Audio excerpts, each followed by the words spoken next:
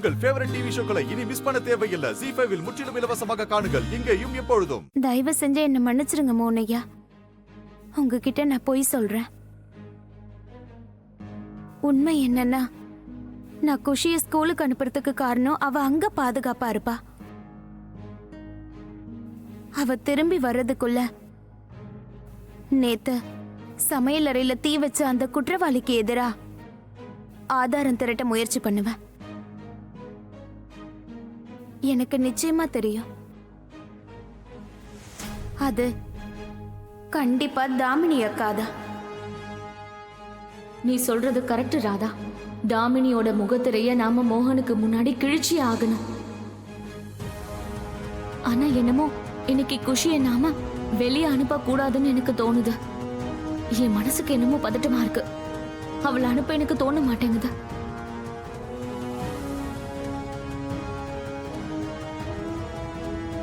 உன் இஷ்டத்துக்கு பிளான் போட்டுக்கிட்டே இரு ராதா.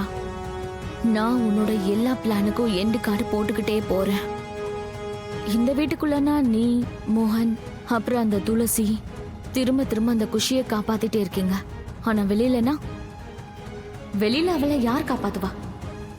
இன்னைக்கு அவ கதை முடிஞ்சுது. யார் கதை முடிஞ்சுது?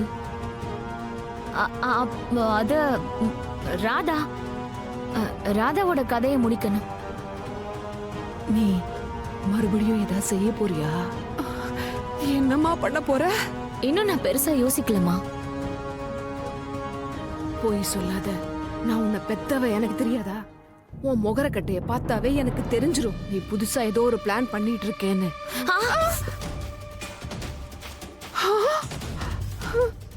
என்னடி இது? மறுபடியும் அந்த துளசி உன்னை வெளுத்து வாங்கிட்டாளா? ஆமாமா, அவளால வேற என்ன பண்ண முடியும்? அந்த துளசி உன்னை இப்படி பண்ணிருக்கா? அவளை பழி வாங்க நீ எதுவுமே யோசிக்கலையா? இந்த ராதாவோட குணம் உனக்குள்ள எப்படி வந்துச்சு? அம்மா, நீங்க தானே என்கிட்ட சொன்னீங்க இந்த வாட்டி நான் எதுவும் பண்ணக்கூடாதுன்னு.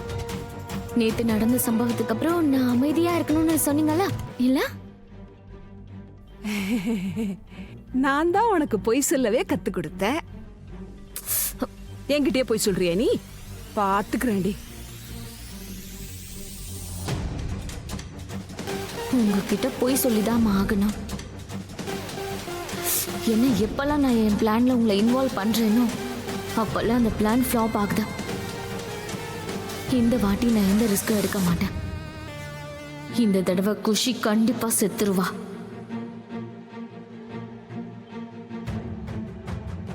மேடம், இன்னைக்குதான் நான் வேலையில சேர்ந்த முதல் நாள்.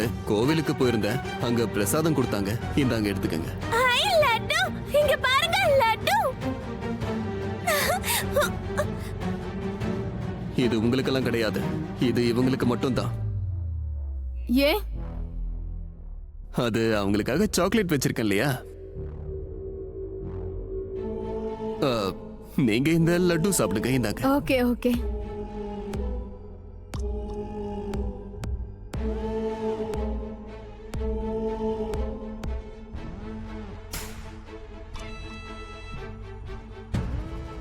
நேத்து வீட்டுல தீ பிடிச்சிருக்கு. குஷி சாக போய் பழைச்சிருக்கா. நீ இவ்வளவு சில்லா இருக்க. உனக்கு எந்த கவலையும் இல்லையா? ஆஃப் கோர்ஸ் எனக்கு கவலை இருக்கு. தேங்க் காட் நம்ம குஷிக்கு எதுவும் ஆகல. குஷிக்கு எதுவும் ஆகல. ஆனா ஏதாவது ஆகிருக்கும். உனக்கு ஞாபகம் இருக்கா இல்லையா? நேத்து நடந்த விஷயம் ஏற்கனவே நடந்திருக்கு. நம்ம துளசி அன்னிக்கும். அப்போலாம் நம்ம வீட்டுல இருக்க எல்லாரும் சந்தோஷமா இருந்தோம். துளசி அண்ணி கர்ப்பமா இருந்தாங்க. ஆனா அதுக்கப்புறம் துளசி அண்ணி தாமினி இந்த வீட்டுல இருக்கிறத பத்தி கேள்வி கேட்டாங்க. தாமினியோட நோக்கம் துளசி அன்னிக்கு நல்லா புரிஞ்சிருக்கு.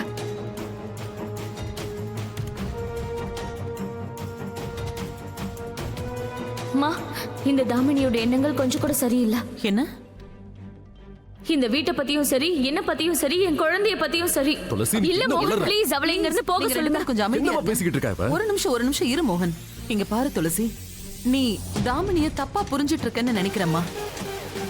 அவ என்னோட அண்ணியோட பொண்ணுதான். இந்த வீட்ல இருக்கிறதுக்கு அவளுக்கு முழு உரிமை இருக்கு. மா ப்ளீஸ் நீங்க புரிஞ்சுக்க முயற்சி பண்ணுங்க. இந்த தாமினியோட உண்மையான முகம் இது கிடையாதுமா.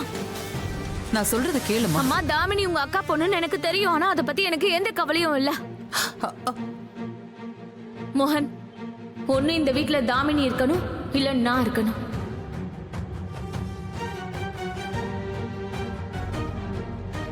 துளசி, நீ அம்மா கிட்ட இப்படி எல்லாம் பேசக்கூடாது. இல்லவா, நான் இதுல ஆர்கியூ பண்ண விரும்பல. கடைசி முறையா சொல்றேன், தாமினி எங்கேயும் போக மாட்டான். மோகன், நாள் முழுக்க இவ இப்படியே பிரச்சனை பண்ணிக்கிட்டு இருக்கா.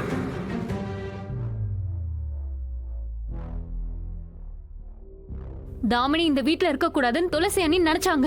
ஆனா மோகன் அண்ணா ஒத்துக்கல. தாமினி நம்ம வீட்லயே இருந்ததுனால துளசி அண்ணிக்கும் மோகன் அண்ணாக்கும் பிரச்சனை அதிகமாயிட்டே இருந்துச்சு. அதான் துளசி அண்ணி ஒரு நாள் வீட்டை விட்டே போயிட்டாங்க. துளசி, இன்னைக்கு நீ இந்த வீட்டை விட்டு வெளியே போனேன்னு வை. அப்போ நம்ம உறவு அறுந்து போயிடுமா? நீ சொன்னது தப்பு மோகன். நம்ம உறவு எப்பவோ அறுந்து போச்சு. கண்ணு இருந்தும் நீ குருடனாதான் இருப்பேன்னு முடிவு பண்ணாலும் பரவாயில்ல. ஆனா எனக்கு இந்த மாதிரி வாழ்க்கை தேவையே கிடையாது. அதுக்கப்புறம் ஒரு நாள் நியூஸ் வந்துச்சு, அவங்கள யாரோ எரிச்சு உயிரோடு கொன்னுட்டாங்கன்னு.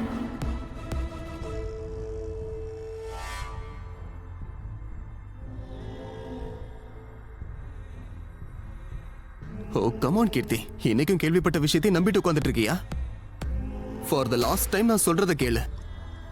துளசி அண்ணிய யாரும் எரிச்சு கொல்லல, அவங்க சூசைட் பண்ணிக்கிட்டாங்க. ராகுல், நீ கொஞ்சமாச்சும் புரிஞ்சுக்கோ. எந்த தாய் தன்னோட குழந்தை பிறந்ததுக்கு அப்புறமா சூசைட் பண்ணிப்பாங்க சொல்லு? அன்னைக்கு குஷியோட லக் நல்லா இருந்ததுனால தப்பிச்சா, இல்லன்னா அவளும். நீ என்ன பேசிட்டு இருக்க? கொஞ்சம் அமைதியா தான் இரு. குஷி நல்லா தான் இருக்கா, அவ எப்பவுமே நல்லா தான் இருப்பா. இங்க பாரு ராகுல், நீ நான் சொல்றத புரிஞ்சுக்க மாட்டேங்கிற. ஆனா எனக்கு எல்லாமே நல்ல தெளிவா தெரியுது. எப்ப துளசி அணி தாமினி இந்த வீட்ல இருக்கிறத பத்தி கேள்வி கேட்டாங்களோ, நேத்து அதே போல குஷியும் தாமினி இருக்கிறத பத்தி கேள்வி கேட்டா. அப்புறம் குஷி நெருப்புல இருந்து தப்பிச்சிருக்கா. என்னோட பயம் எல்லாமே, நாளைக்கு ஒருவேளை குஷிக்கு ஏதாவது ஒண்ணு ஆயிடுச்சுன்னா அதையும் நம்ம எல்லாரும் சேர்ந்து விபத்து அப்படின்னு சொல்லிட்டு இருப்போமா? ஆமா ராகுல், இவ சொல்றதுல கூட பாயிண்ட் இருக்கு. இங்க பாரு ராகுல், மோகன் அண்ணா உன் மேல சந்தேகப்பட்டது தப்புதான். நான் ஒத்துக்கிறேன் ராகுல். குஷி மேல உனக்கு எவ்வளவு பாசம் இருக்குன்னு, அண்ணா மேல உனக்கு வெறுப்பு இல்லைன்றதும் எனக்கு நல்லாவே தெரியும் ராகுல். இங்க பாரு, நேத்து நடந்த சம்பவம் 100% அந்த தாமினியோட வேலைதான். தாமினி தான் அந்த மாதிரி பண்ணிருப்பா. அப்படின்னா தாமினி அக்கா மேல சந்தேகப்படுறது இந்த வீட்ல நான் மட்டும் கிடையாதா? ராதா, எனக்கு நடந்தது ஏதோ நடந்து போச்சு.